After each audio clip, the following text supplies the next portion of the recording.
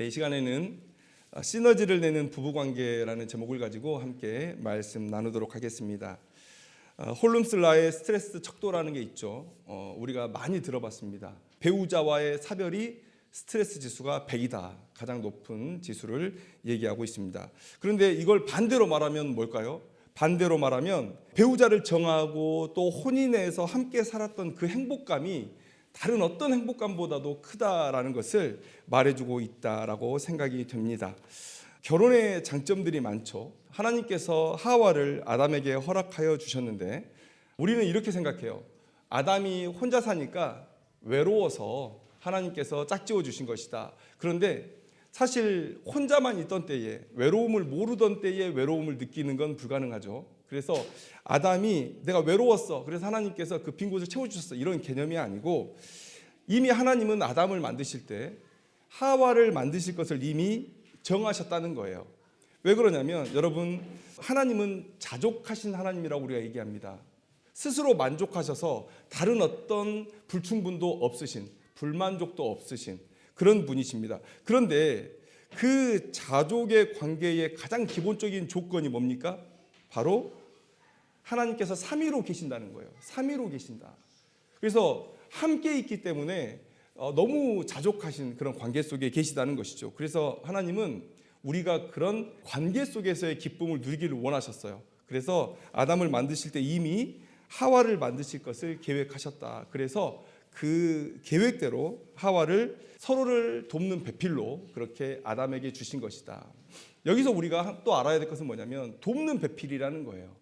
여러분, 우리가 이 돕는 배필이라는 말을 그동안 어떻게 이해해 왔냐면 남편이 주가 되고 여인은 그저 남편을 돕는 존재다, 조력자다, 이렇게 얘기하고 있어요. 마치 우리가 차를 운전하는 걸 생각해 보면 운전자가 있고 옆에 조수석이 있잖아요. 그러니까 메인은 남자가 핸들을 쥐고 여자는 그저 돕는 자다라고 생각해요. 그런데 여러분, 아담의 목표는 인간적인 목표가 아니었어요. 만약에 아담이 자기의 계획대로 살아가는 것을 원했다면 그저 여인은 남편의 계획을 돕는 자로 존재하면 되겠죠. 그런데 아담의 삶의 목표는 뭡니까? 하나님의 영광이에요. 아담이 목적인 인생이 아니었다는 거예요. 그러면 여기서 돕는 배필 여인은 뭡니까? 하나님의 영광, 하나님의 나라를 함께 세워가는 그런 존재라는 거예요. 그래서 여자가 남자에게 종속되는 그런 관계가 아니라 서로 보완하면서 함께 나가는 존재라는 것이죠.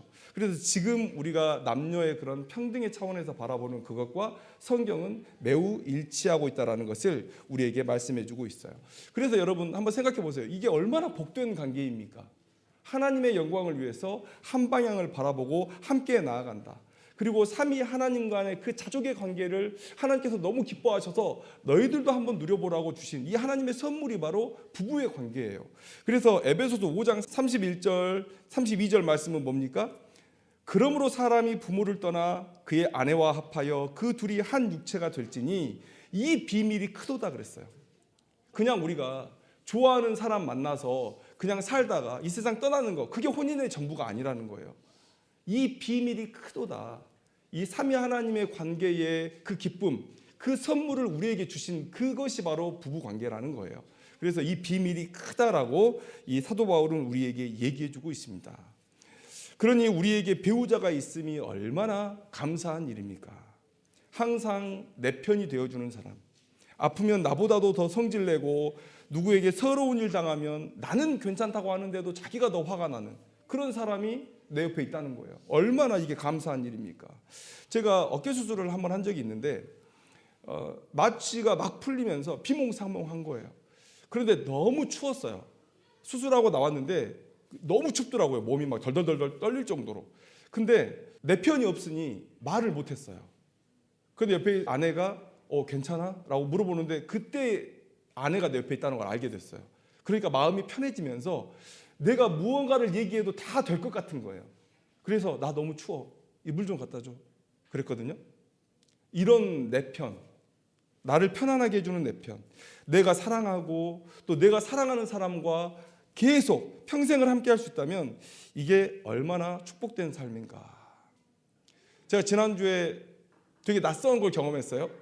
우리 사집사님이 축구하다가 손이 다쳤잖아요. 근데 우리 김윤희 집사님이 이제 축구하지 마 이런 거예요. 근데 서집사님이 축구 선수잖아요. 축구 선수였잖아요. 근데 축구 선수에게 축구를 하지 말라는 얘기가 저한테는 너무 낯설게 느껴진 거예요. 아, 너무 걱정하는구나, 너무 사랑하는구나, 이게 느껴진 거예요. 그래서 여러분, 이런 관계, 이게 부부의 관계죠. 전 이렇게 생각을 합니다. 그런데 여러분, 우리가 여기서 이 지점에서 착각하는 게 있어요.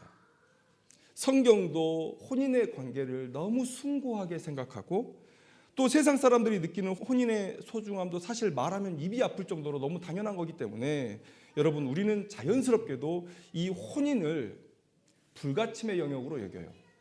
다른 모든 걸 건드려도 절대 이 부부의 관계만큼은 건드리면 안 된다라는 거예요. 그런데 예수님의 말씀을 들어보면 조금은 충격적이죠. 예수님이 가정에 대해서 이렇게 말씀하셨어요. 내가 온 것은 사람이 그 아버지와 딸이 어머니와 며느리가 시어머니와 불화하게 하려 함이니 사람의 원수가 자기 집안 식구리라, 이렇게 말씀하셨어요. 그런데 이 본문과 비슷한 미가서의 본문도 찾아봤지만 그런데 여기서 부부의 관계는 얘기하지 않고 있는 거예요. 그러면 부부의 관계는 불화하지 말라는 건가? 부부의 관계는 건드리지 말라는 건가? 예수님도 그렇게 생각하시는 건가? 이렇게 생각할 수 있어요. 그런데 자기 집안 식구 안에 부부의 관계도 포함이 되잖아요. 그런데 또 한 가지의 말씀이 있어요. 마가복음 12장 25절 말씀에 이렇게 기록하고 있습니다. 사람이 죽은 자 가운데서 살아날 때에는 장가도 아니 가고 시집도 아니 가고 하늘에 있는 천사들과 같으니라. 여러분, 이 사실을 우리가 잘 깨달아야 돼요. 여러분, 혼인 관계는 뭐라고 얘기합니까? 임시적 관계라는 거예요. 임시적 관계. 하늘나라, 이제 우리가 부활할 때에 새 하늘과 새 땅에서 살아갈 때는 이 혼인의 관계가 아니라는 거예요. 그러니까 이 세상에서 하나님의 사명을 받은 것과 같은 거예요. 혼인의 관계는 하나님의 사명을 함께 가는 동역자를 만나는 거예요. 영원한 관계. 그래서 하나님을 예배하고 하나님을 섬기는 일에 방해받을 수 있는 그런 존재가 아니라는 거예요. 불가침의 영역이 아니라고 성경은 우리에게 얘기해 주고 있다는 거예요. 여러분, 혼인도 여러분의 사명입니다. 혼인은 선물이지만 그러나 혼인 그 자체가 여러분들의 사명이고, 그리고 그 동역자와 함께 하나님의 영광을 드러내는 삶을 살아야 돼요. 이게 혼인이라는 사실을 여러분 기억해야 돼요. 그래서 여러분, 예수님의 생각을 너무나 잘 이해하고 우리에게 그 말씀을 풀어줬던 바울이 결혼에 대해서 뭐라고 얘기하는지 우리가 들어봐야 됩니다. 요약하면 이래요. 바울은 혼인 여부의 결정이나 혼인의 유지, 혼인의 종결, 이 모두를 말세의 때에 오직 사명의 관점으로만 이해하고 있어요. 자, 이 말세의 때에 독신으로 사는 것이 주께 충성하기 좋으니 독신으로 살아라. 그러나 결혼해도 무방하다. 갈라서지 않고 사는 게 좋지만 그러나 믿지 않는 자와 갈리거든 갈라서게 하라는 거예요. 그리고 그 뒤에 말을 붙입니다. 이런 일에, 혼인과 관련된 이 일에 구애될 것이 없다라고 얘기하고 있어요. 바울은 얘기합니다. 오직 하나님의 사명의 관점에서만 혼인의 관계를 이해하라는 거예요. 자, 그러면 예수님의 말씀과 다릅니까? 예수님은 이혼 증서를 써서 아내를 버릴까요? 라고 묻는 바리새인에게 뭐라고 얘기했습니까? 너희들의 완악함 때문에 모세가 그렇게 얘기한 거야. 혼인은 둘이 한 몸이 되는 거야. 하나님께서 짝지어 주신 것을 절대 누구도 나눌 수 없어. 그러면 바울이 예수님의 생각을 잘못 이해한 것인가? 예수님은 절대 나누지 말라는 건데 아니죠. 이 바리새인들이 대변하고 있는 유대인의 생각은 뭡니까? 자신의 정욕을 따라서 여인을 마음껏 바꿀 수 있냐는 거예요. 마음껏 어떻게든지 트집 잡아가지고 남자의 관점에서 여인을 쫓아낼 수 있느냐는 거예요. 그래서 예수님께서 그런 완악함 때문에 지금 한 몸이라고 얘기를 해주시는 거예요. 사도 바울이 지금 예수님의 생각을 잘못 이해한 게 아니라는 거죠. 그러면 우리는 혼인에 대해서 어떤 생각을 가지고 살아야 될까요? 혼인은 하나님께서 짝지어 주신 신성한 관계임을 우리가 인정해야 돼요. 그러나 그 관계가 부활한 이후까지 이어지는 영원한 관계가 아니라 이 세상에서 하나님의 사명을 따라 주어진 한시적인 관계인 것을 기억하고 사명의 관점에서 이 혼인을 이해해야 된다는 거예요. 사명을 위해 독신도 혼인도 또 갈라섬도 우리는 받아들일 수 있어야 돼요. 뭘 위해서요? 사명을 위해서. 하나님의 영광, 하나님의 나라를 위해서. 그래서 여러분, 혼인 자체의 이 신성한 관계를 절대 가벼이 여겨서는 안 되죠.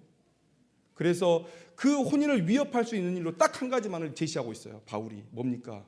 믿음이 다르거나 혹은 하나님의 사명을 위해서 함께 나아가지 못할 때 그럴 때는 너희들이 갈라서도 된다. 그 외에는 어떠한 이유로도 갈라서면 안 돼요. 심지어 분방조차도 허락하고 있지 않습니다. 이 말씀의 의미를 알겠죠. 혼인은 신성한 관계예요. 하나님께서 짝 지어주시고 둘이 한 몸이 된 관계예요. 그런데 하나님께서 사명으로 붙여주신 그 짝과 함께 걸어가는 길이 마치 다리 하나가 없는 것처럼 절뚝절뚝거리고 하나님을 향해서 나아가지 못한다면 그러면 갈라설 수 있다는 거예요. 이 딱 한 가지 이유를 우리에게 성경은 제시해주고 있다는 거예요. 오늘 본문에 다윗의 태도가 우리에게 큰 본이 됩니다. 다윗의 이야기를 통해서 하나님께서 우리의 혼인관계가 어떻게 나아가기를 원하시는지를 우리가 한번 봤으면 좋겠습니다. 오늘 본문을 보면요, 다윗이 지금 하나님 앞에 예배를 드리고 있습니다.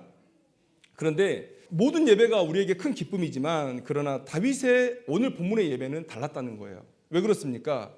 하나님의 언약궤를 자기 성 안으로 들여오려는 다윗의 시도가 있었어요. 그런데 그 시도가 성급한 준비로 인해서 한번 좌절됐습니다. 우리가 베레스 우사 사건을 기억할 거예요. 메고 와야 되는데 다윗이 정치적인 욕심이 좀 있었어요. 그래서 너무 급했어요. 그래서 수레에 싣고 옵니다. 알고 있었지만 그러나 그렇게 행동하지 않았어요. 그래서 하나님께서 이것을 죄악시 여기면서 우사를 죽이시죠.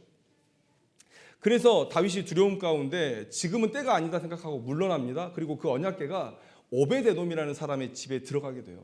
그런데 3개월 동안 오베데돔의 집에 있는데 하나님께서 그와 그의 집에 엄청난 복을 주신 거예요. 여러분, 이 의미는 뭘까요? 언약궤가 있으면 그곳에 그냥 자동적으로 복이 막 부어집니까? 그게 뭐 요술램프예요? 아니면 뭐 부적이에요? 그거 아니잖아요. 하나님께서 오베데돔의 집에 복을 부어주신 이유는 뭡니까? 다윗을 부르신 거예요. 지금 네가 계획했던 그 일, 그 선한 일을 진행하라는 거예요. 빨리 와서 이 언약궤를 옮겨가라는 거예요. 그래서 다윗을 부르시기 위해서 오베데돔의 집에 복을 부어주십니다. 다윗이 그 오베데돔의 복 부어주심을 보고 얼마나 마음이 뜨거워졌겠어요. 개인적인 욕심이 아니에요. 다윗은 항상 사명을 위해 살았던 사람임을 여러분들 다 아실 겁니다. 하나님께서 나를 이스라엘의 왕으로 세우셨어. 이스라엘 왕 뭐 하는 사람입니까? 하나님의 복을 이스라엘로 하여금 누리게 하는 사람이에요. 믿음으로 그들을 이끌어서 하나님의 복 안에 그들이 잠길 수 있게 하는 게 바로 왕의 일이죠. 그러니까 하나님께서 하나님을 섬기는 그 오베데돔의 집에 큰 복을 주셨다는 건 뭡니까? 이걸 이스라엘 성으로 가지고 들어와서 모든 백성이 하나님 중심으로 모일 때 우리 백성들이 복되겠구나. 그런 마음으로 다윗은 다시 한번 시도를 합니다. 그래서 오늘 본문을 보면 다윗이 이상한 행동을 해요. 6걸음을 걷고 하나님 앞에 번제를 드렸다고 해요. 이거를 어떤 학자들은 어떻게 해석하냐면 이전에 문제가 있었잖아요. 언약궤를 옮기는데. 그래서 메고 움직이지만 혹여나 하나님의 마음을 거스릴까 한번 옮기면서 하나님의 반응을 살핀 것이죠. 아, 이렇게 가면 되겠구나라고 했을 때 하나님 앞에 번제를 드리고 이제 이동을 시작하게 됩니다. 그렇게 해서 메고 들어온 하나님의 언약궤예요. 다윗이 얼마나 기뻤겠습니까? 우리 집뿐만 아니라 온 이스라엘이 복을 받을 일을 지금 다윗이 하고 있는 거예요. 그런 기대 속에 다윗이 지금 하나님을 예배하고 있고 모든 백성과 함께 그 기쁨을 나누고 있어요. 그런데 그 열렬한 기쁨 속에서 이 다윗의 몸이 드러났나 봐요. 그러니까 누구 하나 그 상황에서 다윗의 그 모습을 거슬려 하지 않았어요. 그런데 집에 돌아왔을 때 미갈이 이렇게 얘기합니다. 이스라엘 왕이 오늘 어떻게 영화로우신지 방탕한 자가 염치 없이 자기의 몸을 드러내는 것처럼 오늘 그의 신복의 계집종의 눈앞에서 몸을 드러내셨도다. 이렇게 얘기하고 있어요. 그러면 다윗을 엄청나게 지금 비꼬고 있잖아요. 다윗은 선한 일을 하나님 앞에 했는데 다윗을 미갈이 엄청나게 비꼬고 있어요. 그러면 이 상황을 우리는 어떻게 대처할 수 있을까? 만약에 우리에게 이런 일이 닥쳤다면 우리는 이렇게 생각할지 몰라요. 아까 제가 말씀드렸잖아요. 혼인 관계 자체를 우리는 불가침의 영역으로 여긴다고. 성경을 제대로 보지 못하고 겉을 보니까 이 혼인 관계가 마치 하나님을 예배하는 것보다 더 앞에 있는 것처럼 우리는 생각할 때가 있어요. 그래서 여러분 아마 우리의 생각이라면, 이 시대의 생각이라면 이렇게 행동할지 몰라요. 아, 그래, 내가 좀 추태를 부렸어. 알았어, 다음엔 조심할게. 이렇게 하고 뭘 지킵니까? 집안의 분위기를 지키고 또 부부간의 관계의 그 서먹서먹함을 없애려고 하죠. 이렇게 서로가 좋은 게 좋은 것처럼 넘어가게 돼요. 이 사이에 여러분, 내가 좀 추태를 부렸지? 알아서 다음에는 조심할게. 그런데 이 사이에 괄호 안에 어떤 생각이 담겨 있냐면 바로 이 생각이 담겼어요. 겨우 이 정도의 일로 부부간의 관계를 또 가정의 분위기를 깨뜨릴 수는 없지. 그래, 다음부터 조심할게. 겨우 이 정도의 일로라는 그 단어가, 그 문장이 괄호 안에 담겨 있는 거예요. 우리의 모든 행동에는 계산이 전제됩니다. 계산이 나쁜 건 아니에요. 예수님도 당연히 계산하라고 하셨어요. 예수님이 왜 사단의 시험을 이겨내십니까?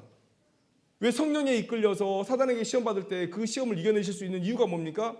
영원한 하나님의 나라를 사모함이 이 세상에서 누리는 영화보다 더 나았기 때문에 하나님은 이 세상의 것들을, 사단이 제시하시는 이 세상의 모든 조건들을 너무 쉽게 거절하실 수 있어요. 예수님도 계산하셨어요. 예수님께서 뭐라고 말씀하십니까? 망대를 세울 때 그것이 준공하기까지 족할는지 그 비용을 계산해 봐야 되지 않겠냐. 또 어떤 임금이 다른 임금과 싸우러 갈 때에 내가 이길 수 있는지 그 병력의 수를 계산해 봐야 되지 않겠냐. 우리 계산하는 게 당연하죠. 우리는 모든 사건에서 경중을 따집니다. 뭐가 더 중요하지? 뭐가 더 중요하지? 그런데 우리는 이렇게 생각하죠. 부부 관계보다 중요한 일이 어디가 있어? 그런데 여러분, 이건 더 나아갑니다. 하나님께서 내게 지어주신 내 짝인데 이게 관계가 중요하지. 그런데 여러분, 다윗에게는 오늘 이 사건이 겨우 이 정도의 일이 아니었던 거예요. 겨우 이 정도의 일이 아니었던 거예요. 미갈의 말을 받아들이고 곱게 넘어가는 일은 자신에게 주신 하나님의 사명을 발로 걷어차는 일이에요. 첫째는 뭐가 문제입니까? 다윗은 왕이기 이전에 예배자입니다. 지금 미갈은 채통 지키지 않는다고 지금 얘기했죠. 그런데 다윗은 왕이기 이전에, 채통을 지켜야 할 왕이기 이전에 예배자예요. 체면은 누가 차리는 겁니까? 체면은 누가 차려요? 높은 자가 낮은 자 앞에서 차리는 게 체면이에요. 내가 저 사람보다 높을 때 내가 체면을 차리는 거예요. 내가 높은 자로서 이런 행동을 할 수는 없지라는 거예요. 낮은 자가 내 앞에서 채통을 차려요? 우리가 왕 앞에 나가서 내 채통을 차립니까? 아니죠. 우리는 무릎 꿇고 바닥에 바짝 엎드리죠. 왕의 처분을 기다리고 왕의 명령을 받기 위해서 준비하죠. 내 체면을 차리는 자리가 아니에요. 그러니까 지금 이 미갈의 말은 다윗에게 네가 하나님보다 높다고 얘기하는 것과 다름이 없는 말이에요. 하나님 앞에서 네 채통 지켜라는 거예요. 여러분, 지금 다윗이 하고 있는 이 예배는 아이돌 공연이 아니에요. 아이돌 공연은 누가 주인공입니까? 아이돌이 주인공이에요. 아이돌의 목소리 하나, 아이돌의 행동 하나, 그 모든 것에 그 보는 모든 사람들은 반응하죠. 소리 지르고 환호 지르죠. 그 무대에서 주인공은 아이돌이죠. 그런데 다윗의 이 예배의 주인공은 누굽니까? 하나님이에요. 하나님이 나보다 높아요. 그 앞에서 채통을 지키는 자리가 아니란 말이에요. 그런데 미갈의 이 말을 따르면 너 예배자 하지 말란 얘기예요. 두 번째는 뭡니까? 다윗은 하나님의 대리 통치자지 자기가 왕이 아니에요. 하나님께서 왕으로 세워주셨기 때문에 다윗이 왕인 것이지, 하나님께서 버리시면 언제든지 버림받을 수 있는 존재가 바로 다윗이라는 사실을 알아야 돼요. 여러분, 왕이 별겁니까? 하나님께서 누구는 제사장으로 부르시고, 하나님은 누구를 레위인으로 부르시고, 하나님은 누구를 목동으로 부르시고, 어떤 사람은 어부로 부르시고, 어떤 사람은 나면서부터 앉은뱅이로 부르셨어요. 하나님의 영광을 위해서. 다릅니까? 하나님 보실 때는 똑같아요. 그 맡긴 사명 앞에 누가 더 충성스럽게 하나님 앞에 반응하느냐. 목동으로 불렀는데 다윗처럼, 다윗의 어린 시절처럼 하나님을 섬기는 마음으로 가정을 섬기고 그렇게 하나님의 능력으로 자기의 양떼들을 보호하고 이렇게 하면 하나님의 영광을 드러내는 것이죠. 왕도 마찬가지예요. 그러나 왕도 그 귀한 직분을 받았음에도 불구하고 하나님 앞에 불순종하면 언제든지 버려지고 그렇게 비참한 최후가 없는 거예요. 하나님 보시기에 모두가 다 직분으로 부르심을 받은 거예요. 그런데 다윗이 세상 기준에서 높아진 그런 지위를 얻었다고 해서 하나님께 교만하고 건방을 떨면 그 자리는 언제든지 사라질 수 있는 자리죠. 다윗은 그걸 이미 본 사람이에요. 이스라엘의 초대 왕으로 그 영광된 자리에 사울이 앉았습니다. 사울이 왜 버림받고 저 시골에 있는 목동 그 막내 아들 다윗이 어떻게 하나님 앞에 부름을 받아서 지금 왕의 자리에 있는지 다윗은 너무나 잘 아는 사람이죠. 다윗은 하나님의 대리 통치자예요. 다른 많은 직분 중에 한 직분을 자기가 맡고 있는 거예요. 그런데 마치 자기가 왕처럼 백성 앞에서 사람 앞에서 채통을 지킨다고요? 여러분, 그것만큼 추한 일이 없습니다. 그것만큼 추한 일이 없어요. 왕이 내 뒤에 계시는데 그 권력을 등에 입고 앞에 선 사람이 마치 자기가 왕인 양 거들먹거리는 것처럼 비참하고 그렇게 추접스러운 모습이 없는 거예요. 그런데 지금 미갈의 태도는 뭡니까? 하나님 앞에서 그 모습을 보이라는 거예요. 여러분, 미갈은 이런 생각에 원래 젖어 있는 사람이에요. 왜 그렇습니까? 미갈은 태어날 때부터 공주였어요. 그리고 지금은 왕비의 자리에 있습니다. 그러니까 채통이라는 그 생각에 딱 젖어 살 수 있어요. 그런데 다윗은 그렇지 않았죠. 다윗은 그래서 하나님께서 자신을 왜 선택하셨는지, 자신이 뭘 해야 되는지를 너무나 잘 아는 사람이었어요. 그래서 하나님 앞에서 채통을 지키라는 그 미갈의 말이 다윗에게 얼마나 위협적으로 들렸을지 아시겠습니까?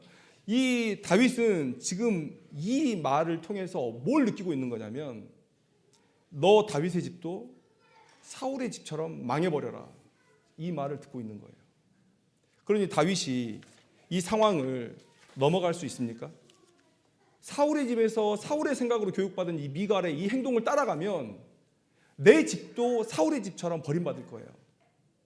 지금 여러분, 우리가 하나님을 예배함과 가정을 지키는 것, 아니면 부부관계의 좋은 분위기를 지키는 것, 이 두 개가 대립하고 있는데 많은 사람들이 대부분 이 후자를 택해요. 겨우 이까진 일로 내 아내와의 관계, 내 남편과의 관계를 깨뜨릴 수 없다는 거예요. 겨우 이까진 일로 내 가정의 분위기를 깨뜨릴 수 없다는 거예요. 그런데 다윗은 전혀 다르게 반응하고 있어요.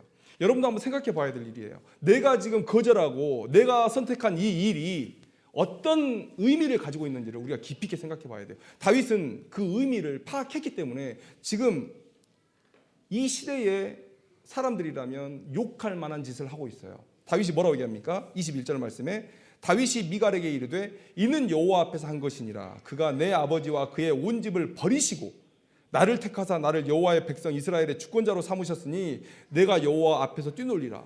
자, 여러분, 첫 번째 말과 마지막 말은 해도 돼요. 나 여호와 앞에서 한 거야. 내가 여호와 앞에서 뛰놀 거야. 이 말은 해도 돼요. 그런데 그 중간에 말은 하면 안 되죠. 뭡니까? 내 아버지와 그의 온 집을 버리시고 나를 택하셨다는 거예요. 이 말은 하면 안 되죠. 왜 그렇습니까? 미갈은 그 상처를 안고 사는 사람이에요. 아버지의 불순종 때문이었지만, 그런데 하나님 앞에 그 집안이 버림받았어요. 아버지가 버림받았어요. 오빠들이 죽임을 당했어요. 전쟁터에 나가서 하루아침에. 그런데 그 비참한 가정의 상황이 미갈의 아픔이고 상처인데 그 상처에 지금 다윗은 소금을 뿌렸다는 말이에요.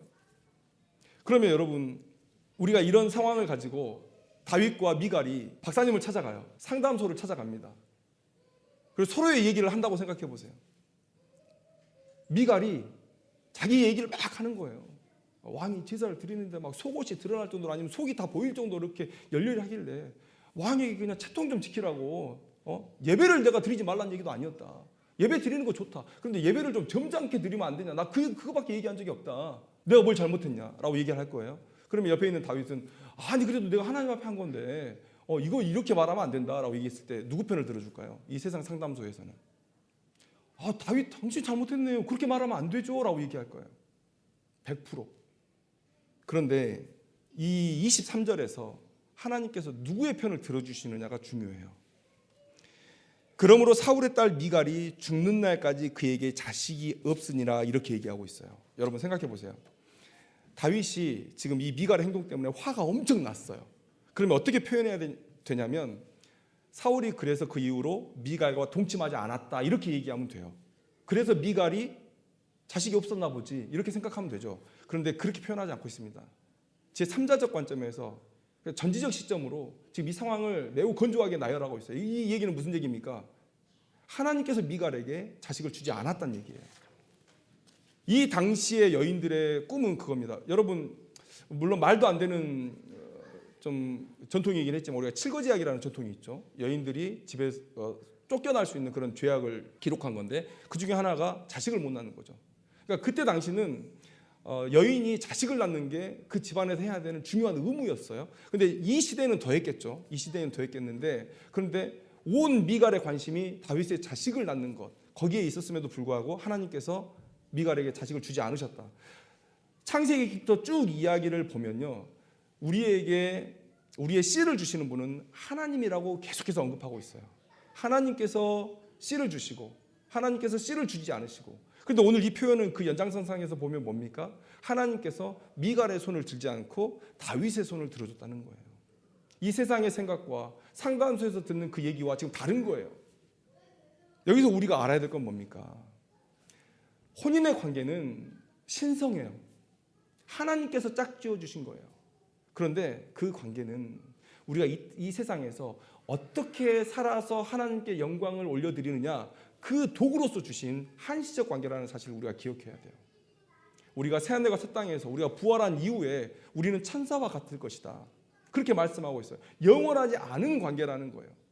그렇게 본다면 무엇이 더 중요할지, 하나님을 예배하고 하나님을 향해서 열렬한 믿음으로 나아가는 것이 더 중요한 것인가, 아니면 우리의 혼인관계를 위해서 그것을 희생시키는 게 맞는 것인가, 이것에 대한 답은 너무나도 명확하죠.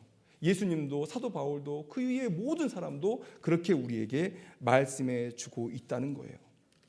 그 혼인을 위협할 수 있는 일 딱 한 가지, 믿음이 다르거나 아니면 하나님의 사명을 위해서 함께 나아가지 못할 때, 이때는 우리가 결단을 내려야 된다는 것이죠. 오늘 다윗은 바로 그 결단을 내린 거예요. 그런데 한번 생각해 보세요. 야, 그러면 이혼합시다, 이 얘기를 하는 게 아니죠. 그 일이 되기 전에 그 상황을 정리할 수 있다는 거예요. 오늘 다윗의 모습을 한번 보세요. 다윗이 미갈을 덜 사랑해서 오늘 이 얘기한 거 아니에요. 미갈은 다윗에게 전우예요, 전우. 사울이 그렇게 죽이겠다고 다윗을 쫓아다닐 때, 사울이 다윗을 미워할 때 언니 메랍에게 다윗을 맺어주고 싶었어요. 사울의 의도는 하나였어요. 이 혼인으로 다윗을 내가 그냥 지배해버리겠다는 마음으로 딸 메랍과 혼인시키려고 했어요. 그런데 그때부터 이 미갈은 다윗을 연모했어요. 사랑했어요. 지위를 초월해서 다윗을 사랑한 거예요. 그런데 그 미갈을 얻기 위해서 다윗도 블레셋 진영에 가서 남자의 포피 200개를 벗겨서 올 정도로 이 미갈을 사랑했어요. 그런데 아버지 사울이 남편 다윗을 죽이려고 할 때 그를 성벽문에서 내려 살려주고 위장해서 연기까지 했던 사람이 미갈이었어요. 그리고 그래서 그런 미갈을 다윗이 기억하고 남유다의 왕이 되었을 때 북이스라엘의 대리로 아브넬이라는 군대 장관이 내려옵니다. 네가 이 언약을 나와 맺기 위해서는, 네가 나를 만나기 위해서는 미갈을 데려와야 할 거다라고 얘기해요. 그러니까 다윗과 미갈은 서로 사랑하지 않은 관계가 아니에요. 서로 전우처럼 끈끈하게 생사의 그런 고비를 함께 넘었던 사람이고 사랑했던 사람이에요. 덜 사랑해서, 미갈을 미워해서 이렇게 상처가 되는 말을 던진 게 아니라는 거죠. 다윗은 왜 이런 행동을 했습니까? 미갈의 말에 그런 문제를 알았기 때문이에요. 그래서 단호하게 지금 미갈이 건드려서는 안 되는 부분에 선을 그어준 거예요. 이런 믿음의 지혜가 우리 가운데 필요하죠. 여러분, 모형을 위해서 진짜를 버릴 수는 없어요.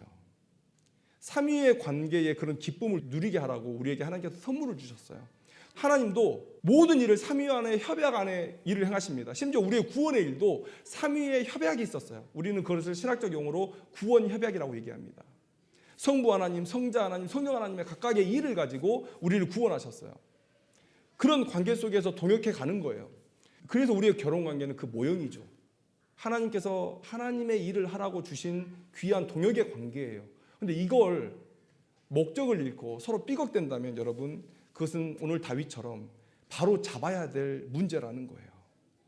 여러분, 이 세상의 모든 것은 다 피조물입니다. 다 피조물이에요.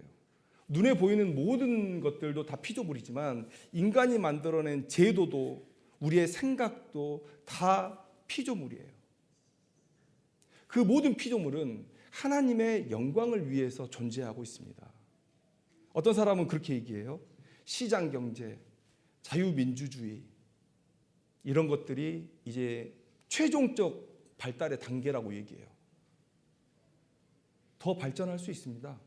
더 나아질 수 있습니다. 하나님의 영광을 위해서 이 모든 제도들은 다시 바뀔 수 있어요. 그러나 여러분, 이 모든 것들은 하나님의 영광을 위해 사용되어져야 돼요. 그래서 이 세상의 것들 중에 너무 신성시해서 불가침의 영역으로 존재할 수 있는 건 아무것도 없다는 사실을 우리가 기억해야 됩니다. 심지어 하나님은 우리의 목숨까지도 자신의 영광을 위해서 받으시기를 원하세요. 오늘 이 다윗을 한번 생각해 보세요. 하나님께서 주신 사명을 명확히 기억하고 그 어떤 것도 그 사명 앞에 장애물이 될 수 없다는 그런 신념을 가지고 그냥 일관되게 나아가는 그런 모습. 그게 혼인의 관계가 됐든 내 자식과의 관계가 됐든 아니면 내 왕권이 됐든 그 어떤 것이든 하나님 앞에 서는 자신의 모습을 막을 수는 없는 거예요. 그걸 가지고 오늘 얘기했죠. 그러면 우리는 어떻게 해야 됩니까? 어떻게 해야 되죠? 여러분, 당연히 믿음의 사람을 만나기 위해서 노력해야 되죠. 한 방향을 함께 보고 나아갈 수 있는 사람, 그런 사람을 위해서 노력해야 되죠. 그러나 그렇지 못했다면 한 믿음을 갖고 한 방향으로 나아가기 위해서 먼저 된 자가 나중된 자를 위해서 더 많이 수고해야 되죠. 노력해야 되죠. 여러분, 그게 얼마나 힘든 일입니까? 그러나 여러분들이 선택하셨잖아요. 여러분들이 그 짐을, 그 십자가를 지겠다고 선택하셨잖아요. 그러면 더 수고해야죠. 안 되는 거 그대로 방치하고 왜 안 되냐고 불평하고 저 사람 때문에 내가 일을 못한다고. 그게 여러분들에게 주신 십자가란 말이죠. 먼저 된 자는 끌어줘야 되죠. 그러면 나중된 자는 어떻게 해야 되죠? 함께 같은 신앙을 가진 사람이라면 그 먼저 된 자의 믿음의 분량, 하나님의 부르심을 따라 함께 나아갈 수 있도록 열심히 또 뛰어가야죠. 수고해야죠. 그 사람보다 2발 더 많이 뛰어야죠. 그렇게 돼야 되죠. 이 노력이 그 가정을 복되게 하는 거예요. 그 가정을 복되게 하는 거예요. 여러분, 성경 속에 시너지 효과를 냈던 부부도 있고 역시너지를 냈던 부부도 있습니다. 역시너지의 대표적인 사람도 누구예요? 같이 망해버린 사람들. 모세와 십보라의 관계가 바로 그렇습니다. 모세가 40년 동안 이 미디안 광야에 있었잖아요. 40년 동안 모세가 어떻게 됐습니까? 모태가 됐어요. 모태. 나 못해요. 나 못해요. 나 모태가 됐어요. 여러분, 십보라가 얼마나 여장부였는지 성경에 보면 나올 겁니다. 그런데 자기 자식 할례를 못했어요. 난지 8일 만에 할례를 해야 되는데 미디안의 제사장이었던 그 장인과 그 부인 때문에 이 자식 할례를 못한 거예요. 모세에게 이건 심각한 도전입니다. 왜 그러냐면 자기 민족 구원하겠다고 자기 인생을 내던진 사람이에요. 근데 그런 사람이 광야에 나왔는데 자기가 아들을 낳았어요. 그 아들을 하나님의 율법대로 할례를 못하고 있는 거예요. 얘들이 다 자랐는데. 이게 역효과죠. 역시너지죠. 하나님께서 피난편 사건으로 지금 이 십보라의 권위를 꺾어주세요. 모세의 권위를 높여주세요. 그러면서 그 관계가 정리가 됩니다. 그 전까지는 모세가 이 가정에서 숨도 못 쉬어요. 역시너지죠. 또 누굽니까? 엘리멜렉과 나오미 같이 모압 땅에 가서 같이 망해버리죠. 아나니아와 삽비라 서로 같이 성령을 속일 마음을 먹고 돈을 훔치죠. 누구 하나 잘못됐어요라고 얘기를 하지 않은 거예요. 두 사람이 만나서 더 쉽게 망하는 길로 가버린 그런 사건이 있어요. 우리 가정이 하나님 앞에 이런 가정이 되었으면 좋겠냐는 거예요. 근데 시너지를 낸 가정도 있습니다. 이삭과 리브가. 그래서 이삭이 눈이 어두워져서 살이 분별을 못할 때 리브가가 하나님께 받은 그 약속대로 야곱을 도피시키고 살립니다. 이런 일들. 그리고 사무엘의 부모였던 엘가나와 한나. 엘가나가 한나를 사랑했어요. 분인나의 질투를 받을 만하고 한나를 사랑했어요.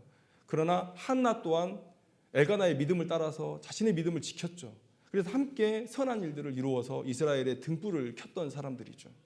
또 바울의 동역자였던 브리스길라와 아굴라. 제가 쭉 설교를 하면서 다윗과 미갈이 대비가 되고 그래서 오히려 여자가 남자에게 희생을 해야 되냐 이런 말씀으로 들었다면 오늘 여기서 딱 깨지죠. 브리스길라는 항상 아굴라보다 먼저 언급됩니다. 아굴라도 많은 일을 행했어요. 그러나 브리스길라가 항상 먼저 언급되는 건 뭡니까? 브리스길라의 영향력이 그만큼 컸다는 거예요. 오늘 본문 따라서 제가 다윗과 미갈, 다윗이 남자로서 조금 더 나은 모습을 보였죠. 그런 것 때문에 여러분들이 남자가 뭐 가정의 리더가 돼야 된다 그런 얘기를 하는 게 아니에요. 더 나은 믿음의 사람이 리더가 되면 되는 겁니다. 브리스길라와 아굴라처럼 이렇게 시너지를 낼 수 있어요. 하나님의 일을 감당할 수 있어요. 여러분, 우리의 이 부부의 관계가 이렇게 하나님의 사명을 위한 시너지를 내는 가정이 돼야 되지 않겠냐라는 거예요. 우리가 이 세상의 생각에 너무 쉽게 잠식당해요. 성경을 먼저 읽고 세상을 바라볼 수 있는 눈을 가져야 되는데 우리는 이미 세상의 생각을 가지고 세상의 렌즈를 가지고 성경을 보기 때문에 성경에서 나타나는 모든 일들이 불편한 거예요. 그런데 성경 속에서 하나님의 원 의도가 무엇이었는지를 우리가 먼저 볼 필요가 있습니다. 그 렌즈를 가지고 세상을 볼 필요가 있어요. 그러면 우리가 혼인을 바라볼 때 하나님께서는 혼인을 어떻게 바라보시는가? 이건 신성한 관계이지만 한시적 관계고, 이것은 도구로서 하나님의 영광을 위해 사용되어져야 되는 관계라는 사실. 동역, 여러분, 돕는 배필이잖아요. 인간의 목표가 될 수 없어요. 아담에게 주신 사명은 하나님의 영광이었어요. 그런데 그 영광을 위해서 함께 나아가라고 돕는 배필을 주신 거예요. 네 둘이서 즐겁고 콩짝콩짝하고 살라고 주신 게 아니라는 거예요. 그래서 누구도 우위에 서지 않는, 믿음이 먼저 된 사람이 이끌어주는 그런 하나님의 목표를 향해서 함께 나아가는 그런 관계로 하나님은 이미 처음 가정을 세우실 때, 부부의 연을 맺어주실 때부터 그걸 정하셨다는 거예요. 우리가 그 렌즈를 가지고 세상을 바라봐야 돼요. 세상 상담소 어디를 가든 부부간의 관계를 깨지 말라, 가정의 분위기를 어지럽히지 말라, 자식 힘들게 하지 말라, 다 이렇게 얘기할 거예요. 믿음을 얘기하는 사람 하나도 없고 하나님의 바른 길을 얘기하는 사람 하나도 없을 겁니다. 여러분, 이 시대의 눈으로 성경을 바라보지 마세요. 성경을 가지고, 성경의 렌즈를 가지고 이 시대를 바라볼 때 바른 혼인의 관계를 정립할 수 있을 겁니다. 그럴 때 하나님께서 기적 같은 일들을 여러분들의 삶 가운데 많이 보여주실 거예요. 복된 가정 될 겁니다. 기도하겠습니다.